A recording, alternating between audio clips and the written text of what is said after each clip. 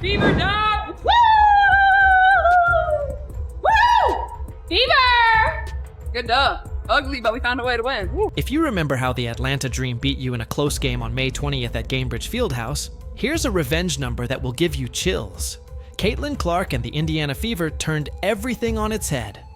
After 2 days, they beat the Dream 46-20 in the paint and limited Brittney Griner to just 5 points before she fouled out in their second game on May 22nd. Hey Steph, this question is for you. I just wanted to talk about what you saw out of your team that was different from Tuesday. Obviously it's a quick turn, but how did you feel like your adjustments paid off on the court? I felt like our defensive energy, physicality, disruptiveness was better. We made it more difficult for them, moving the ball around the perimeter. We executed better in our ball screen defense. Felt like we had each other's back a little bit more. The same team that narrowly lost at home dominated in Atlanta in the most satisfying way possible. This kind of quick turnaround and adjustment shows why this Fever team is ready for championship runs. Stay tuned, because we'll also talk about the heated argument between Clark and an Atlanta Dream player, and what shocking words were said between them. What did this win show about Clark's ability to lead a team with multiple All-Stars and options on any given night? Let's have a discussion about it below. One thing this Indiana Fever team has shown us they will do this year, it's not quit on the game. The Indiana Fever down early, come back, take the lead. Down late, come back, take the lead. The only difference between tonight's outcome and Tuesday's outcome is a letter. Think about this. The Fever left their home court at Gainbridge Fieldhouse 2 days before their revenge game, feeling totally defeated by Atlanta. The 91-90 loss wasn't just another game that got away. It was the kind of loss that shows everything that's wrong with your team. This is great for our team, a little adversity. How are we going to respond? How are we going to come in here tomorrow morning and watch the film and learn and get on the court and get better? And like I said, that's why this league is so great. You have a couple days and then you get right back to it. You find a way to respond. We have a chance to go there and play them, actually, so it's even better, I guess. We can, get a little redemption if we go down there and play well. This wasn't just any regular season loss. It showed all the flaws the Fever were trying to hide. Atlanta crushed them in ways that shouldn't have been possible on their own court. The Dream beat them in the paint and grabbed more rebounds than Indiana. Everyone knew Brittney Griner would do well against Indiana's smaller team. She scored 21 points without any trouble, and the Fever had no real answer for her size and strength. Ryan Howard scored 20 points, attacking Indiana's defense from all sides. The Dream made 25 of 32 free throws, while the Fever only made 16 of 26 and lost the game because they missed some important free throws. They shot 32 free throws. It's a lot of free throws. Going to be difficult to win a lot of games when we foul people that much and put them at the line that much. It's tough. They made 25 out of 32. We still went to the line 26 times, missed 10. So that's the game really right there. It obviously doesn't come down to that, but it's just a little thing. But most people didn't notice this about that loss. The Fever weren't just losing, they were also being watched. After the game, Coach Stephanie White said, "I don't feel like we match up well with them." She saw the Dream's Olympians and their Seabates' perimeter skills, size, and experience.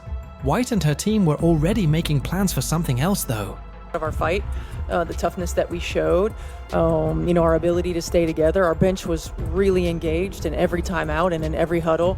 We were all engaged. After a loss, the players left the locker room with less energy than usual. But those 48 hours would change everything. That heartbreaking home loss would become the fuel for one of the most satisfying road wins of the season. The question wasn't whether the Fever would come back, but how they would make Atlanta pay for embarrassing them at home. Tuesday, we couldn't seal the deal. We lost it at the free throw line. Tonight, we sealed the deal. Tonight, we took the lead late in the fourth after being down 75-71 with 3 minutes left. We take the lead and we don't look back. The Indiana Fever leave the ATL with an 81-76 victory, and this game was pretty. Man, this game was pretty ugly. Just a few months ago, this would have scared Fever fans to death. Caitlin Clark made none of 5 3-point shots, and she only made 4 of 11 shots from the field overall. Her 11 points were well below her normal level for the first time since January 13th, 2022. It had been a while since Clark had a game without making a 3-pointer. This was the first time since her junior year at Iowa that she hadn't done that. What a win for the Indiana Fever against the Atlanta Dream. Good teams win ugly. And that was what was most impressive to me about the Fever's performance against the Dream. Most teams would lose badly if their star player had a game like this on the road. Clark picked up 5 personal fouls, which made her less useful on both ends of the court.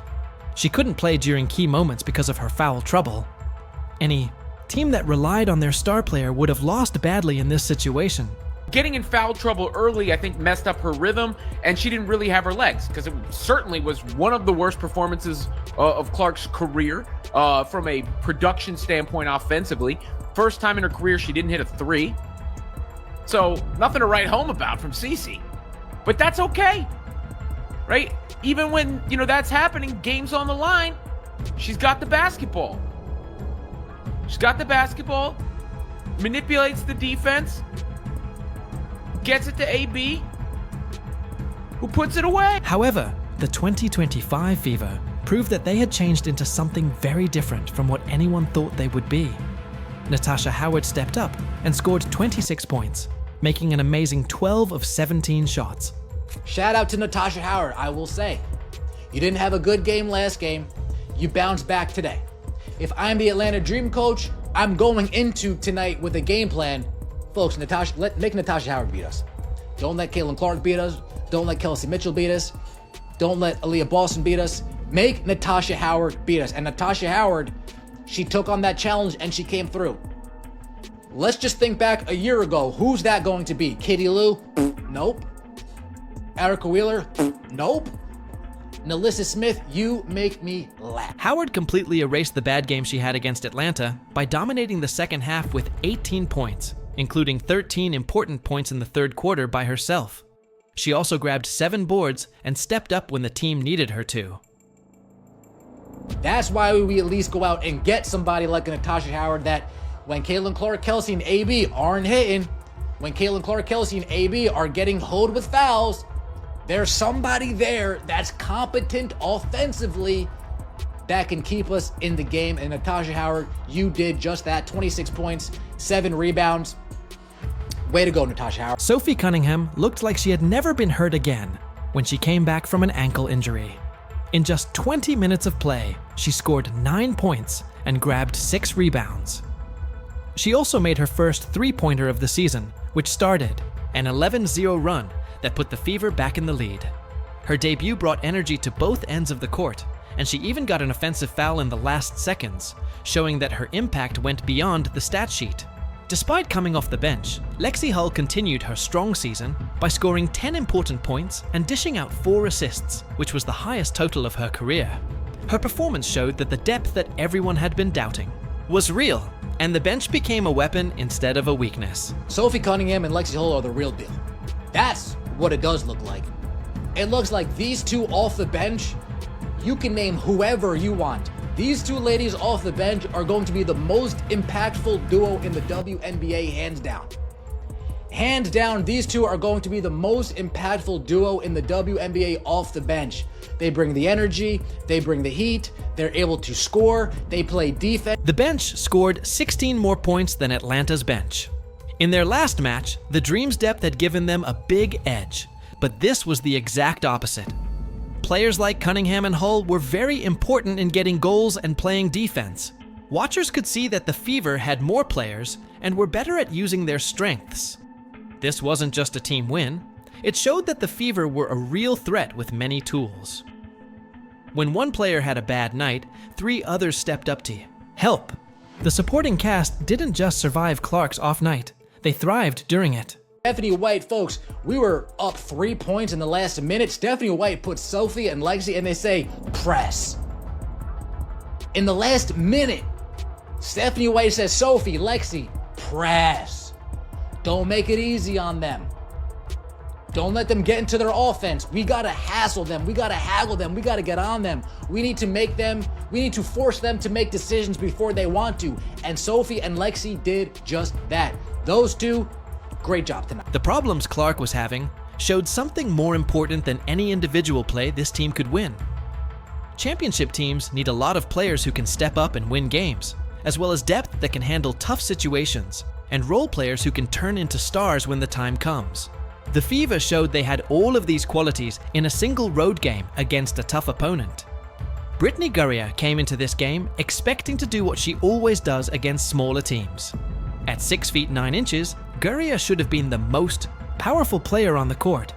She had already shown how good she was against Indiana in their first game, so everyone knew Atlanta would give her the ball early and often. That's toughness on display. Fighting through it. It ain't always gonna go your way.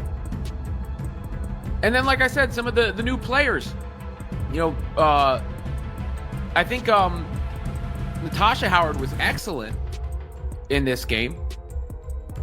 She was excellent in this game, and there were some connections between her and Clark. Then there was Sophie Cunningham, who was also back for the first time, who's just an excellent all-around basketball player, and you could see it here. Clark with the get-ahead to Cunningham and the finish. I mean, Cece's just such a gifted passer. The Fever didn't have a traditional center who was the same size as her. Coach Stephanie White knew her team would have a hard time against the Dream because Atlanta had bigger players like Brianna Jones and Griner. White stressed that the Fever needed to use their versatility and depth to beat the Dream's size. This change in strategy was very important for the rematch, but there was a strange thing happening. Every time Griner touched the ball, Indiana. Players swarmed her from all sides. The Fever's defensive strategy was based on pure chaos theory. They sent help from positions that didn't make sense in basketball.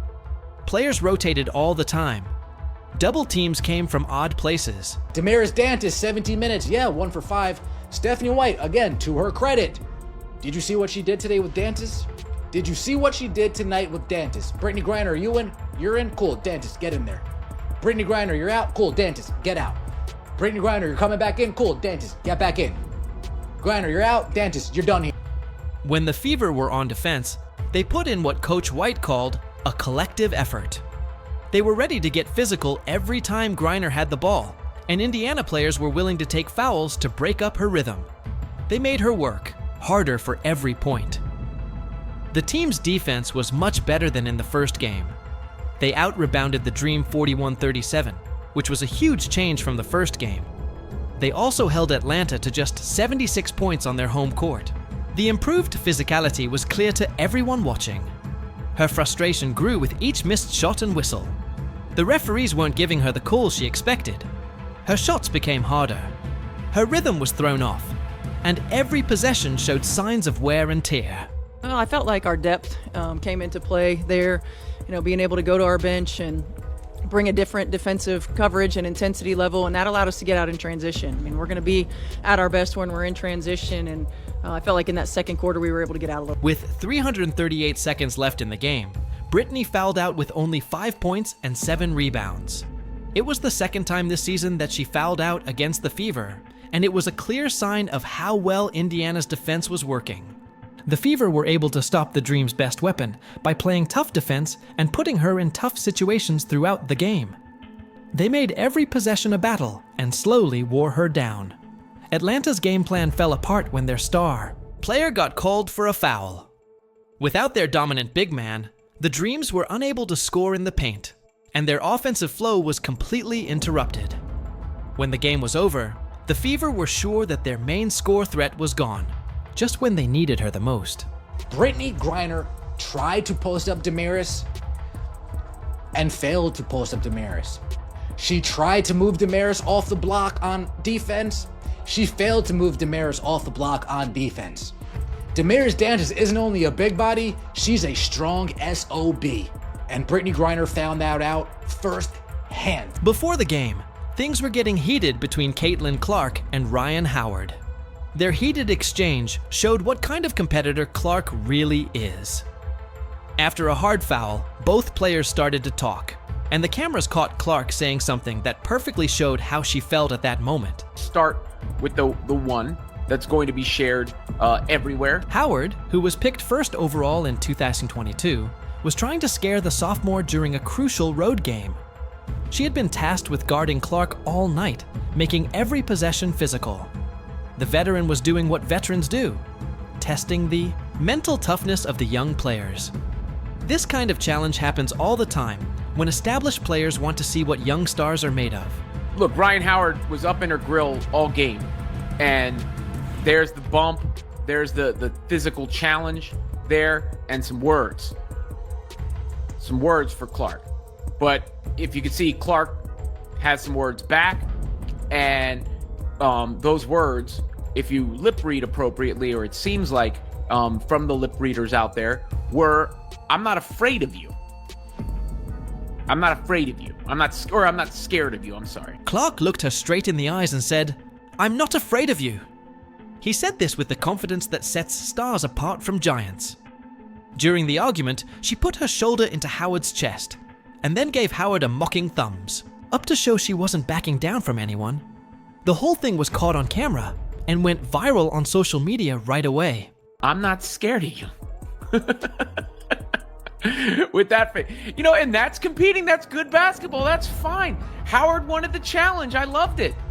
I love that. You just can't let, people play Clark like they're bumping her at the line of scrimmage and not call a foul. You got to call those fouls. Get them in foul trouble. This wasn't just trash talk. It was a statement that the Fever's young core wouldn't be pushed around anymore. Clark's reaction showed her teammates that they belonged on this stage. She taught them how to deal with veteran players trying to scare them. After the exchange, the crowd at State Farm Arena got louder, the game got rougher on both ends, and both teams started playing like they were in the playoffs. The emotional fire from that moment spread to every player on the court, and the setting became electric. Overall, it was the response from the Fever that impressed me the most to come away with this win. I said that the last game was an impressive loss because things didn't go right and they were almost there and they came back. And this is sort of the, same side of that coin. Lark's refusal to back down from Howard showed her teammates that she was ready to fight for every ball. She showed the kind of leadership that championship teams need. Even experienced players like Natasha Howard responded to Clark's energy. The whole team improved their play after seeing how their star refused to back down. Clark was still finding ways to help them win through leadership and toughness. She only made 5 3-point shots and scored 11 points, but her refusal to back down from Howard showed that her impact went beyond statistics. She was showing a championship mentality. It's huge, and again, our depth and our ability to play different lineups, our ability to lift one another up if we don't have it. I thought Damaris Dantas was huge for us when AB got in foul trouble, and it's easy to look at numbers, but what she brought in terms of her ability to move the ball, her defensive physicality was huge. Obviously what Lexi and Sophie bring for us, and even Sid, she hadn't played the whole game, and we throw her in there in some time and score situations. We have a team that we can go 11 deep. That exchange made everyone feel better, and the Fever proved they belonged on the biggest stages. The team fed off Clark's energy and confidence. They played more aggressively on defense and with more purpose when attacking the basket. Championship. Teams need players who won't back down from anyone. Clark handled the pressure like a veteran, even though she is only a sophomore. Her response to Howard's challenge showed she has the mental toughness to lead this team to titles. That moment showed why the Fever thought they could play with anyone in the league. We talk a lot about some days it's going to be your day, some day it's not, right? We have to choose the we over the me, and we have to stay ready, so we don't have to get ready. Every single person that impacted this game in a positive way, and I'm really proud of them. The Indiana Fever's win in Atlanta showed that they had grown from a rebuilding team to a real title contender with depth, toughness, and many ways to win. They held the Dream to just 36% shooting from the field and scored more points in the paint than Atlanta. 46-20. 4 different players scored 10 or more points. They won on the road even though their best player wasn't having a good night, which shows that this team is ready for anything 2025 has in store. Even though Clark didn't score from 3-point range, the Fever still beat them by 10 points. That's championship level depth right there. Leave a comment below to show how proud you are of the win. Like the video, subscribe, and make sure you never miss a video. Click the video on the screen, and we'll see you in the next one.